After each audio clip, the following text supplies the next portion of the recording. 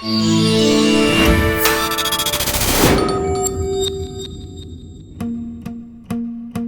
100% ready for your first day of class. Your laptop is charged, you've got your books, and you're early for your 8 a.m. class. You're as prepared as you possibly can be. Now what? Well, there are a few rules that we believe should be followed to succeed in your education. Rule number 1. Read the syllabus. At least twice, for every single class. The syllabus is the number one resource for how to contact your professors, what is expected of you throughout the course, and any major deadlines or due dates. This document is your guide for the course and should be treated as such, not just as junk paper you're handed on the first day.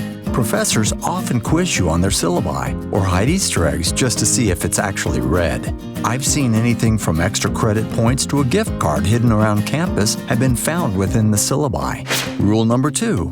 Make friends in your program that are ahead of you and that can act as mentors. Sharing previous intel on courses, notes, and other study materials are just some of the benefits of having friends that have been there, done that.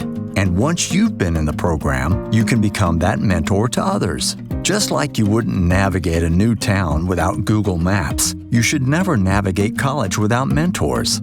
Rule number 3. Get involved with activities related to your future profession. These can include on-campus activities, local events, state or national societies, or even international events. There's a reason the saying is, it's not what you know, it's who you know. Building relationships with others in your profession from day one is the biggest advantage you will have when you're ready to enter the professional world. If you have any rules you'd like to add, please comment them below. Good luck!